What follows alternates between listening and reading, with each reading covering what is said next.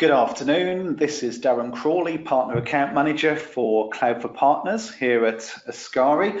I'd just like to welcome you again to our regular monthly webinar, which we hold in conjunction with the Global SAP Business One Partner Network. I'd like to shortly introduce you to Ben Taylor, who is the Business Development Manager with our colleagues at Netalogue. For those who haven't attended one of our briefings before, Netalogue are a business-to-business e-commerce platform specialist who work very closely with both Ascari and other SAP Business One partners to help customers of SAP to utilize the extra functionality that their software enables SAP Business One to deploy. And before I go into Ben's presentation today, I just wanted to run through a few housekeeping rules. First and foremost, the webinar is scheduled to last for around about half an hour today. I'll hand over the presentation rights to Ben shortly. All delegates are currently on mute, but please do note at the end of today's session there'll be an opportunity during the last 5 to 10 minutes to go through a brief Q&A with Ben. Although you're on mute, please do note that you can submit your questions using the questions button or the chat box that's available to you on the GoToWebinar interface. So without further ado, I'll introduce Ben to you today, and Ben can go through the agenda for today and take us through to around about 12:30. Thank you.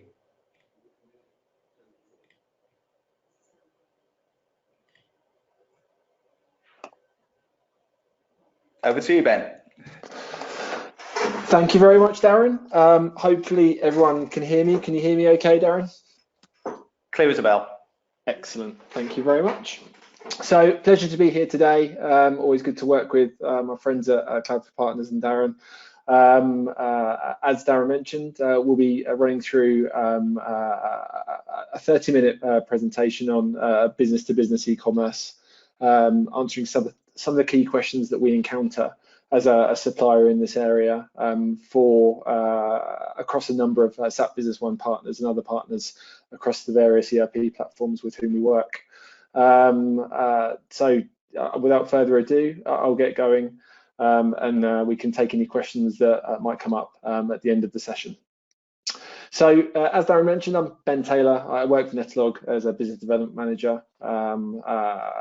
We are a pure business-to-business e-commerce platform provider, and we have been since our conception in 2001. We focus primarily on the B2B e-commerce for our customers.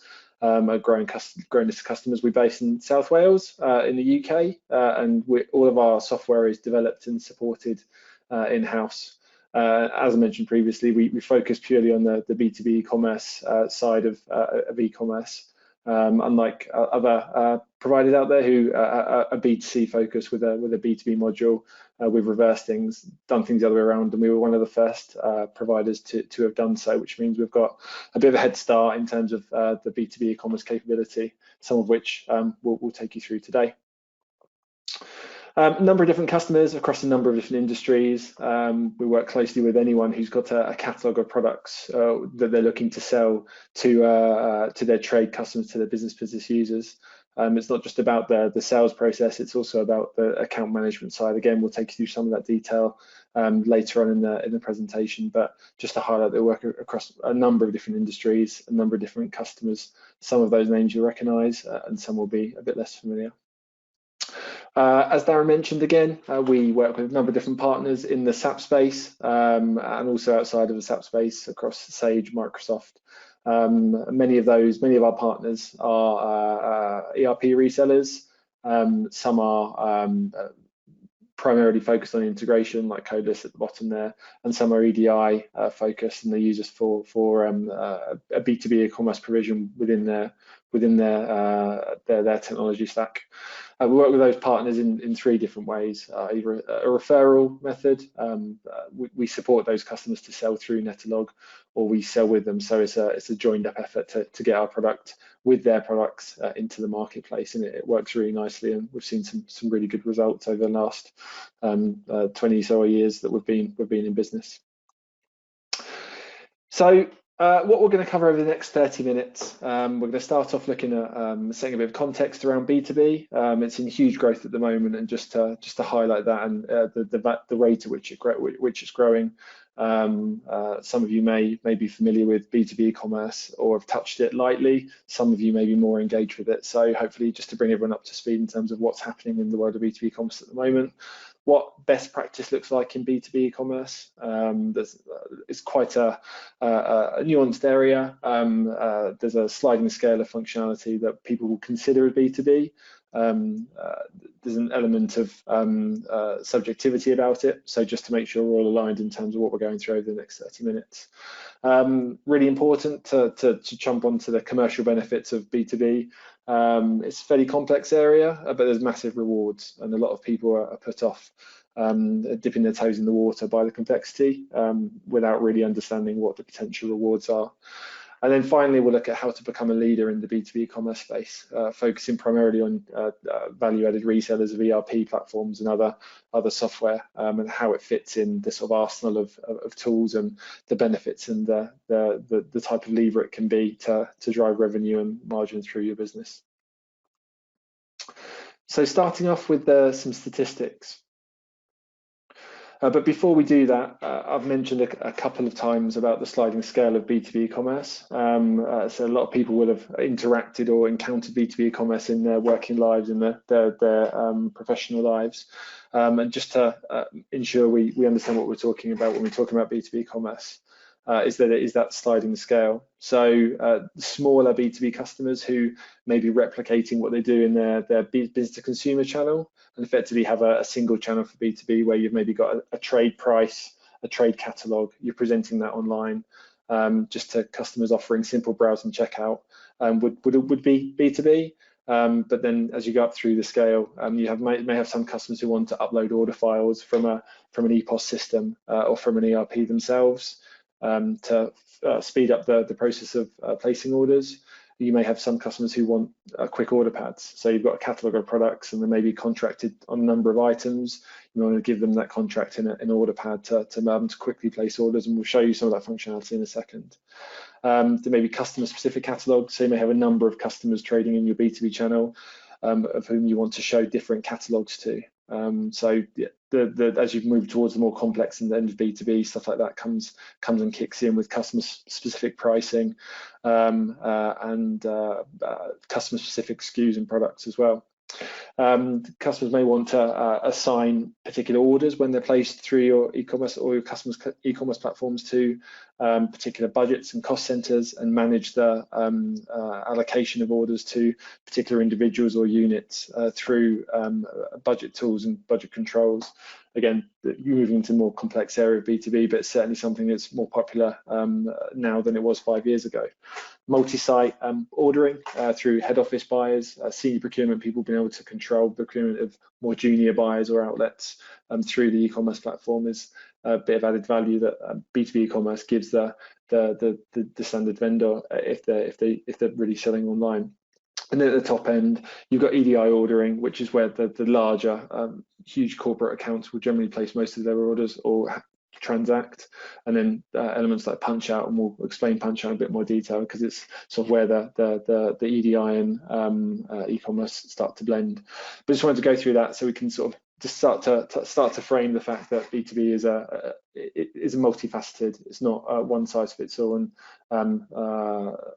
it can be all things to all different people. So some statistics on where we are with regard to the B2B at the moment. Research by some research that was done last year showed that we expect global B2B commerce transactions to surpass B2C by 2020, hitting 6.6 trillion. And this is happening as more vendors, B2B vendors, understand the benefits and the commercial reasoning behind adopting B2B properly and jumping into the pool, as it were. A 10-country survey has recently revealed that 61% of all B2B transactions start online, and we see that drops to around 30% when it comes to finishing online, as a majority of B2B businesses, or a good large chunk of B2B businesses, still don't have this capability, but it's what their customers are looking for. And this is what we mean on the last line, that the many wholesale distribution manufacturing businesses take the position, if it's not broke, why fix it? But what they don't realize is that the plate is shifting beneath them. And the reason for that is these guys. You've got a generation of millennials born with phone in hand, do everything in personal lives online, and they come into procurement roles, moving into procurement roles now. And asking the question as to why they can't make their work purchases online as simply and easily as they can in the B2C world. So, to put a bit more flesh on those bones, about 3/4 of people making procurement decisions at the moment are 20 to 25 in that millennial generation. When you look in a bit more detail about that, 1/3 of those are not just supporting, but are solely responsible for making procurement decisions. So this is what we mean about the tectonic plate shifting and the customers now demanding their suppliers to have B2B capability. But why is that important for value-added resellers such as yourselves? We know surely this is a problem for your customers and the users of SAP, not the people reselling it. And it's not the case from what we're seeing. So we're seeing a second generation of customers who, SAP users who have had their fingers burnt by buying ERP and B2B at different times, and then trying to mash the two together and not getting the results they wanted, and either not getting the best of ERP or not getting the best of their B2B solution. So if a value-added retailer can identify a B2B solution that they want to work with, or a range of B2B solutions, bring that into their product toolkit, they're going to give themselves a huge leg up and a huge advantage versus their competitor set.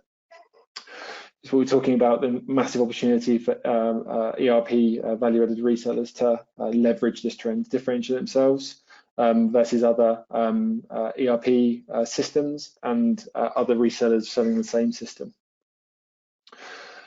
We've got some great numbers showing how a great relationship between a B2B commerce reseller and an ERP vendor will help that ERP vendor win more business, retain more customers, generate a really good amount of commission, which hits the bottom line directly, and sell more service days. And as I mentioned, referenced earlier, there's a number of different ways these partnerships can fall into place. So it's about selecting the relationship that works for you based on your skill set and the amount you want to invest in, choosing the right partner and choosing the right setup in terms of the relationship. Moving on then to a bit of B2B best practice to sort of show B2B in action, what we're talking about. We've spoken a lot about it, but good to show you some working examples. It all starts with a deep and seamless integration with ERP. And this is true regardless of the ERP solution, whether it be Business One, whether it be by design, whether it be something from somebody else. But the B2B platform is not just there to take orders and act as a telesales operator for the vendor, for the user, but it's there to be a window right into SAP and pull out and touch all the various touch points that the consumers want to facilitate and lubricate that not just transactional experience, but every single touch point that they have. And those touch points can be customers, prices, products, credit notes, credit limits. They can be tapping into warehouse and distribution if required. So everything that the customer needs appears in the B2B e-commerce portal, and it adds a huge layer of value. Again, there's some functionality like promotions, for example, which we know ERP systems aren't generally that hot on, which can be housed within the B2B e-commerce solution, which adds a huge layer. It's not just taking what's in SAP, but it's taking it, adding it, and making sure that that's presenting the right information and giving the users, whoever they are, the right experience, presenting the right catalog products, the right pricing, the right promotions, the right marketing content to those users, and really making the best of the chosen ERP system. Those relationships, those integrations are too multi-directional, so they're in and out, and they're generally done, or they're typically done on both a daily basis, so the information sent across, if it's not changing very much, once a day, and it can be done using live calls via a range of different methodologies, so you're not restricted in the best B2B solutions to a particular method of integration. It could be direct database to database, it could be via web services and APIs. When we're looking at B2B best practice, the functionality is king. Having a really solid range of B2B specific functionality, functions and features is absolutely key. To give you an example of some of those functions and features, I'll jump into the Netalogue solution now and just detail and show you what some of the best solutions out there are providing for their customers.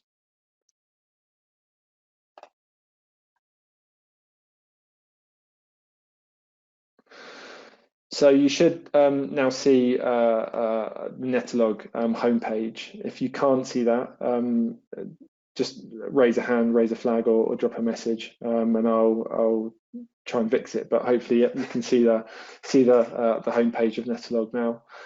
So what we're talking about from a best practice point of view in the B2B world is personalization is a word that gets flown around a lot. So we know the personalized e-commerce experiences in B2C are absolutely key, but we're seeing more and more demand for those in the B2B world.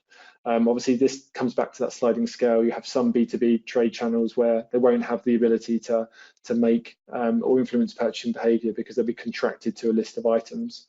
Other areas, and quite a lot of it is, or quite a lot of B2B, quite a lot of B2B transactions are handled in the same way that B2C transactions are.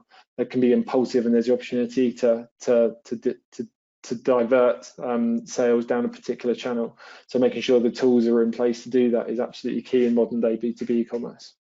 So in Netalogue, for example, we've got two different flavors of homepage to help facilitate both of those scenarios. You've got our B2C led homepage, and all of this content is targeted at the particular user. So if the user's logged in, we can target particular banners, particular messages at a particular user. And this can be done on a categorization or a channel level. So you can say, for every customer of this type, I want to send this banner, or you can say, for this particular customer, we're trying to get a certain deal or a certain product through or purchased by them. You can do that to them. Various different shapes and sizes of banners that you'll be familiar with seeing in the B2C world. Like we mentioned before, like I mentioned just a couple of seconds ago, some B2B buyers will be more interested in a speed of ordering. They won't necessarily have the ability to choose different products and be posted down a particular channel. And in that scenario, it may be that a customer wants to see a slightly different homepage with slightly more information around their actual account rather than being presented with products and features. And in this scenario, again, you can still personalize, presenting the customer with their account manager information, or a merchandiser, credit controller, what their spend profile is, what the order status of the various orders they've placed are. Again, all this information is pulled from SAP on either a daily or a live basis, depending on how often it's changing. We've got the tools that you expect to see: quick order pads, CSV uploads, very, very useful feature. Most popular items, any suggested items and recommendations. There's a news area to present marketing messages on this page, on this dashboard, and recent purchases. These useful tools, incredibly powerful, where customers can request quotes, interact with bundle offers or kits, stuff that we expect to see in the B2C world, which is there's far more demand for now than ever in the B2B world, and very, very popular features. Typically, though, a customer coming to this screen will go through to an ordering list, so a reduced range or a number of items that they've seen, or they've been pushed out to them, or they've selected from the catalogue, that becomes a regular ordering list, which is showing a stock situation pulled directly from SAP, the customer price, and this can be customer specific pricing. So the price for each account, it can be banded pricing, so you can be pointed to a particular customer to a particular band in SAP, and we pull that directly through. So any updates are accounted for as and when they happen, and then the customer can jump through this list, add the items they want, and really quickly add those to the basket. So you've got a really nice balance there of speed of ordering, but also the opportunity to divert the customer and disrupt their journey, should there be the opportunity to do so. If they're browsing, again, really important area, the ability to present the catalogue of products in a way that's manageable and digestible for the user. Not necessarily an area which is the strength of other B2B systems or less up-to-date B2B systems, as they are all quite tabular and fairly limited in terms of the information they present against the products.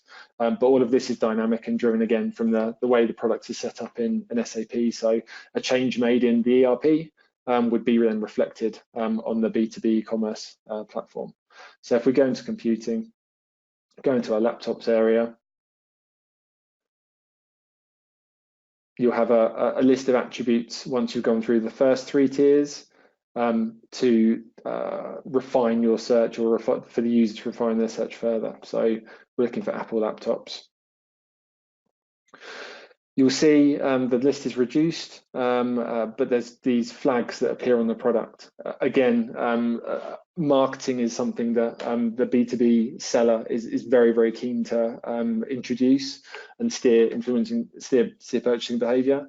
This can be managed in the back end of SAP and pulled across via the integration in terms of what flags you're putting against best-selling products, what's a featured product, what's a promoted product, or this can be managed in the back end of Netalogue directly. So this is where you start to add value. If you've got capability that you want to present, but you don't want to put it in SAP, or it's going to take too long to put it in SAP, then the customer can manage elements like this, like the promotions, like the featured products, directly in the back end of Netalogue. So we can go through to the product detail.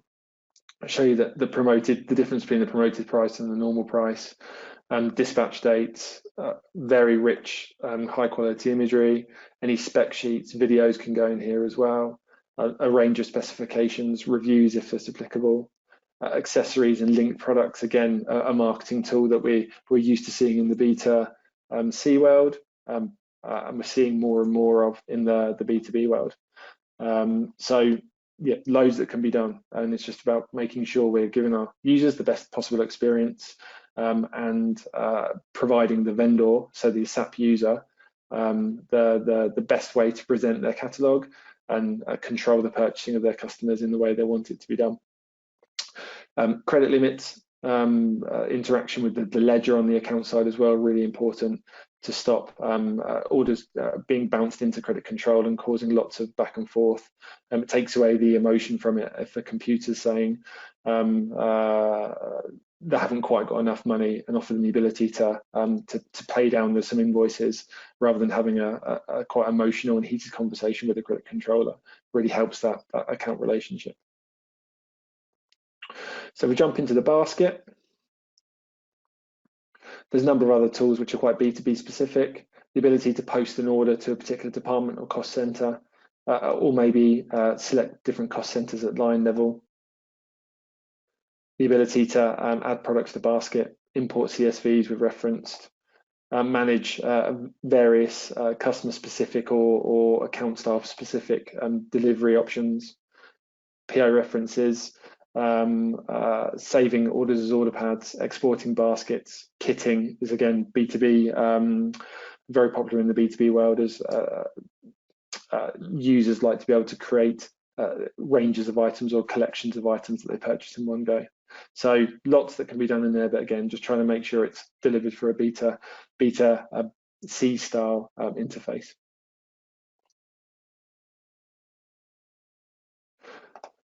So if I jump back onto the presentation away from the site, couple of other key B2B features that the more advanced enterprise users looking for. Punch out is becoming requested a lot, and I'm sure some of you as ERP resellers will have questions asked of you as to whether or not you can facilitate punch out out of SAP, out of the ERP. Something that the better B2B solutions can do. So SAP only needs to worry about one catalog export and one inbound order channel. It can all be done, facilitated through solutions such as Netalogue to make everyone's lives easier and give a bit more control and visibility over the catalog in these punch out systems. There's also often a requirement for multiple web stores to be surfaced.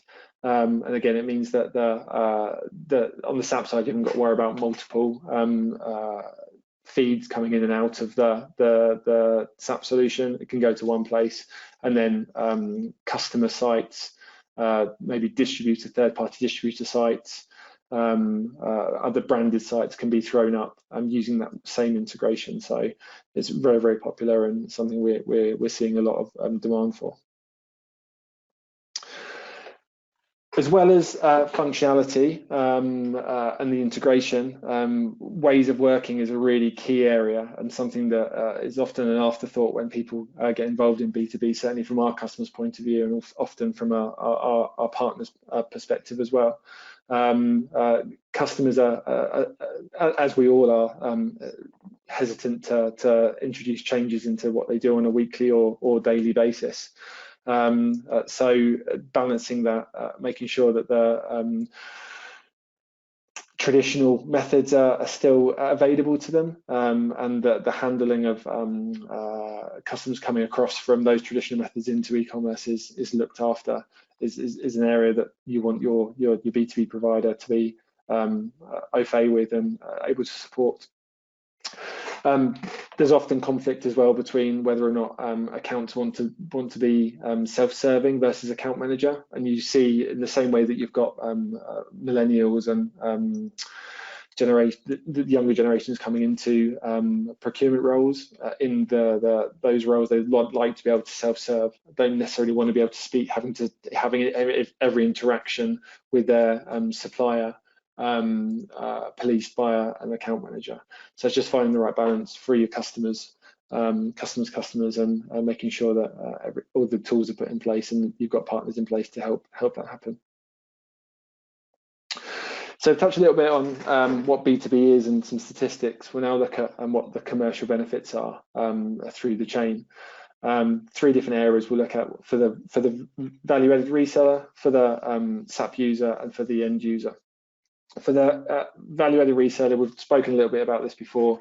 The key metrics from our point of view and what we've seen is customer retention and be able to retain more customers because your stack and your set of products is aligned to what they're looking for now and in the future. To sign more deals because you've got that offering off the shelf and you're not pushing them out to go to the market themselves. Which means they may be looking at other resellers who can do B2B commerce better. We know we help you sell more service days and the generation of leads as customers come to your B2B commerce providers looking for an ERP system that works with it is another key area. For our customers, so SAP users, the benefits are great. We see a huge increase in sales, margin increases because, as we mentioned, orders aren't coming in via account manager, or there isn't an opportunity for the discounts to be demanded before the order's placed. We see orders placed more often because they're able to place orders outside of office hours, 24/7. There's more order lines per order, so because customers can browse and search a product and then add an item to the basket at the same time, they're placing larger orders and filling gaps in those profitable areas because of the ability to market to those customers better. We see customers of SAP users are more loyal. They uptake more promotions, which means their perceived value they're getting from the supplier is higher. there's significant cost reductions in terms of digitizing that order entry and reducing errors, opening up incremental revenue streams so that the e-commerce platform becomes an advertising space. An advertising space can be sold to either non-competitive suppliers or brand owners who are selling through that distributor, wholesaler, and then improve reputation and positioning because they are perceived as a company that's on trend and is listening to their customers' demands and expectations of how they want to trade. And then from a client's point of view, it's all around the ease of sale and self-service. Again, I'll jump in and show you some of the self-service options that we've got in Netalogue, but will be true across other top-end B2B solutions, is the ability to generate reports off the back of the solution. So if we're logged in as a customer, we can go and look at reports, and this is really useful if the SAP user is offering retrospective discounts to their customers, and often customers will get on their case either via our account manager or via the business insights team to generate those reports on their behalf. They can do this themselves now in self-serve. So if they've got different departments placing orders, different companies within the business, orders placed against various cost centers, divisions, by payment method, times of day and days of week they're placing orders, and then down into the different categories, which we can drill down into, looking at computing, computer accessories, bags and cases, right down to SKU level, which is obviously all exportable and really, really helpful for the customer to be able to manage their own procurement and generate their own reports internally. Obviously, things like the ability to access order history is a given, being able to generate statements as we pull from SAP through live calls is really powerful and really makes the difference and drives customers onto online ordering methods, any quotations or back orders they've got in place, any request copy invoices they'd like to look at, credit notes, delivery notes, all of those things can be imported really nice and easily from the ERP or from the generating system if it's a warehouse management system for delivery notes. They can also make payments online as well, so they're not having to call up an accounts payable team or credit controller to make payments. It all can be done online really quickly and easily.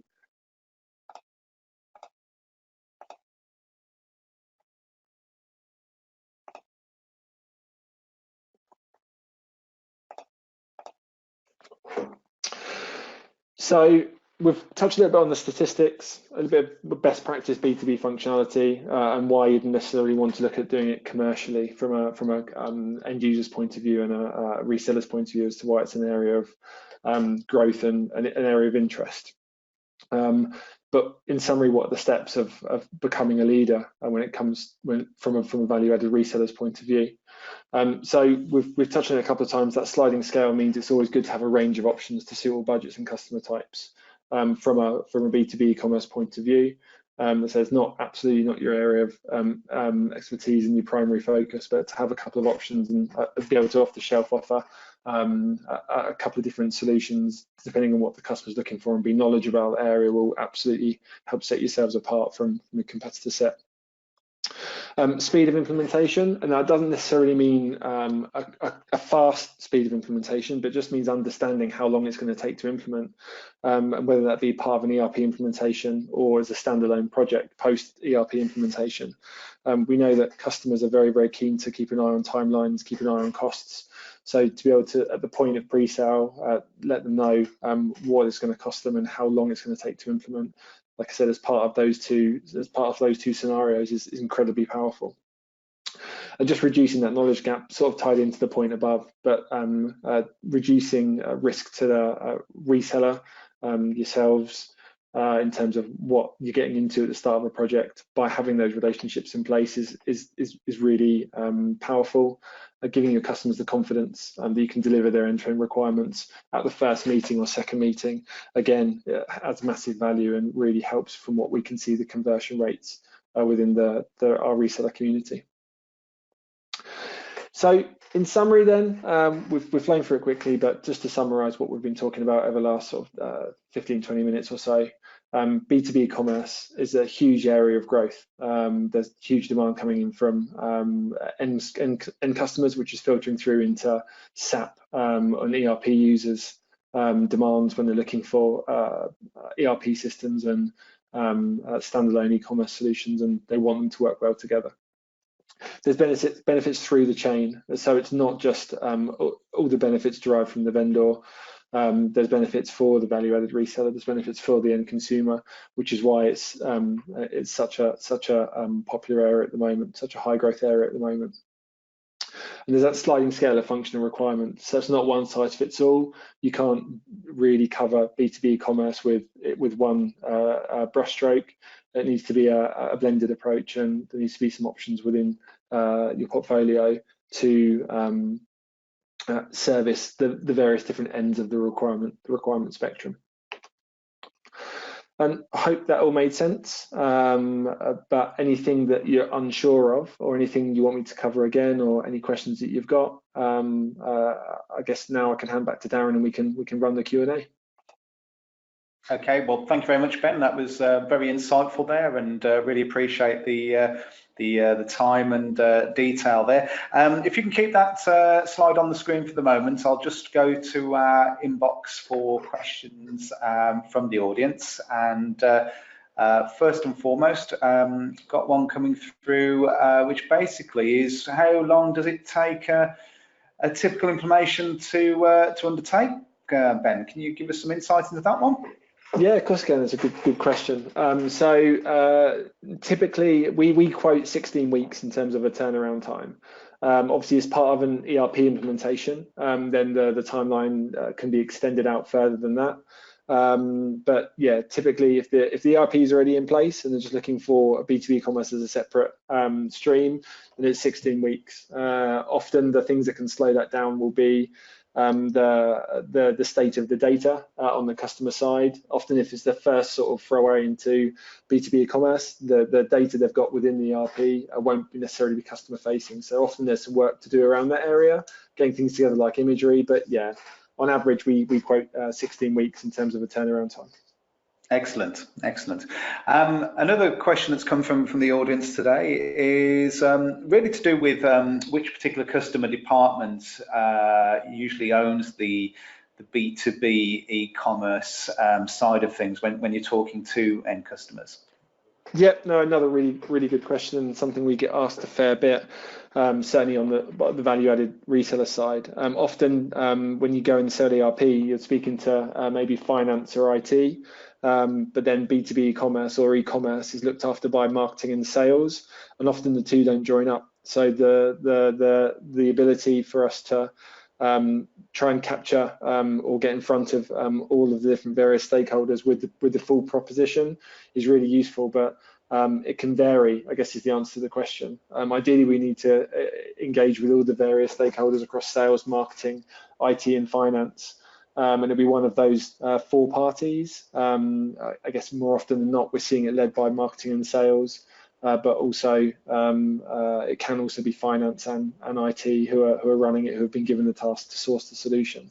So yeah, it can be varied, but it's important that we ask the right questions and get in front of the right stakeholders if we're to look and identify whether or not there's opportunities. Indeed, just as in the SAP Business One side of things, it's really engaging with all of the project team across the whole of the business, I guess. Yeah, exactly.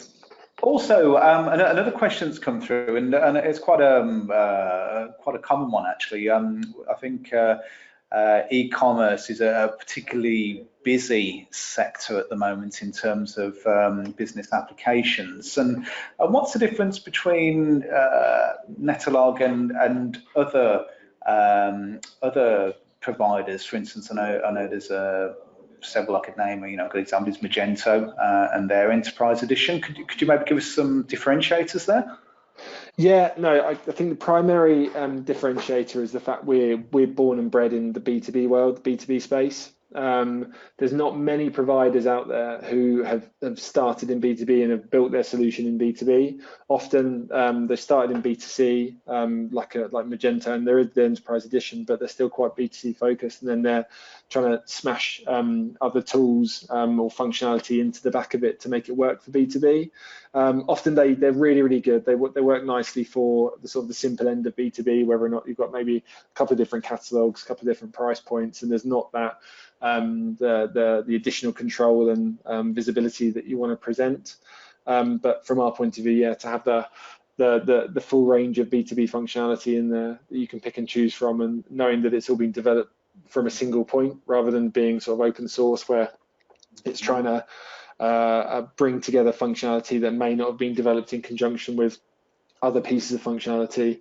Yeah, we've picked up a couple of projects where they've got themselves in a real mess with sort of B2C led providers who have come in and said they can do the B2B piece, but once they've got under the skin and bones of it, they realise it's not as easy as it looks. So yeah, I think it's that B2B specialism that we spoke about at the start of the presentation. Okay, cool. I've actually had a prompt from one of our overseas delegates, Glish Makola, basically asking about the strategy of B2B online. Is it the same strategy that's aligned for the products as it is for the company that's offering services to support that? Is it all aligned from your perspective there? I'm not sure if I'm clear on the question, Darren. Sorry. Yeah, sorry, I'm reading it out verbatim, so forgive me. Sorry. It's but Glish may just chip in with something else there just to clarify that, but I can come back to that shortly if Glish, you just want to sort of maybe add to that, or we can always follow up after the event, of course. While I'm waiting for that, there was just a couple of I guess sort of what I'll call more sort of obvious questions. Working offline, can the site work offline when you're looking to do this type of work, Ben? Yeah, definitely. And again, something that we find is really popular. We do a lot of work in the sort of the pub sector, the licensed drinks sector for wholesale and distribution, and a lot of their orders are placed in the cellar. So they're looking for offline capability. And absolutely, yeah, something that we can do either through the site or using our app. And we don't sell many of our apps as at the moment, or since we made the site responsive, which was a good few years ago now. But there's certain functionality that we sell within the app, like barcode scanning and offline ordering ability that covers. But yeah, absolutely, that is something that's supported. Okay, excellent. And the other thing, I know that the focus is very much on B2B e-commerce here, but can the technology you provide actually be utilised in a B2C environment if an end customer is so inclined? Yeah, absolutely. So we've got a couple of customers in the UK who are using us for B2C as well as B2B. It wouldn't necessarily be very cost effective to use us purely for B2C, as a slightly simpler form of e-commerce, and we've probably got a bit more in our solution than you'd need just to use it primarily for B2C. But certainly if you've got a B2B channel and you're looking at using Netalogue for a B2B, your B2B channel, and you also want to use us for B2C, then it works really, really nicely in that respect in terms of guest checkouts and sort of logged in browsing and placing orders. Yeah, absolutely something that we facilitate, and we've got customers doing with our solutions. Cool. And I haven't had any response from Glish, but I think looking further into that earlier question, Ben, it was really a case of if you're using Netalogue to sell products online, you showed those laptops, for instance. I think the thrust of what Glish was trying to ask earlier was just really, can you apply Netalogue software to service type industries as well as people who are selling something in a box has to be delivered? Yeah, typically we don't. Yeah, normally the B2B, certainly the customers that we've got, and the where we add the most value is where there's a catalogue of products being sold to a range of customers, all have slightly different requirements and have slightly different flavors of account type in SAP. Yeah, we have got areas where customers will utilize, say, we've got forms and things that customers can use to sell services, but normally it's as an add-on, as a secondary service to the sales and the transactions based around a catalogue of products. Right. But yeah, I guess it depends on the types of services. There's lots of different services, and they lend themselves to being sold online. Then it's something we could certainly look at. But yeah, typically it's a catalogue of products with the services as a support. Understood. That's fine. Okay. Well, hopefully that clears that up. If obviously there's any further questions from Glish, I'm sure we'll get some response via email after the event. And that pretty much wraps up today's webinar. Ben, thank you once again for your time. I know we've gone a little bit over time, so I hope that's been useful for you. And it's certainly been very insightful from our perspective here at Ascari to see a little bit more detail about the Netalogue proposition. I know it was around about this time last year that you did one of the first webinars in conjunction with Cloud for Partners here at Ascari, and we do welcome your input, and it's always good to get an update on where the technology is going. Just to obviously thank our attendees today. You know, it's important that we're able to highlight some of the what we call best of breed propositions that are out there for the SAP Business One partner community. We do run these every month, usually on the last Wednesday of each month at midday UK time. And what I would suggest is if there's anything after the event that you'd like to ask of either myself or Ben, Ben's email's on the screen now. Alternatively, just drop me an email at Darren, D-A-R-R-E-N, .Crawley, C-R-A-W-L-E-Y, @ascari.com, and we'd welcome any communications after today's webinar. Thanks once again, Ben. It's been a pleasure, and thank you to our delegates, and I'm sure we'll have more further interactions and conversations off the back of what we've looked at today. So thank you very much for your time, everybody, and have a great day. Thanks, Darren.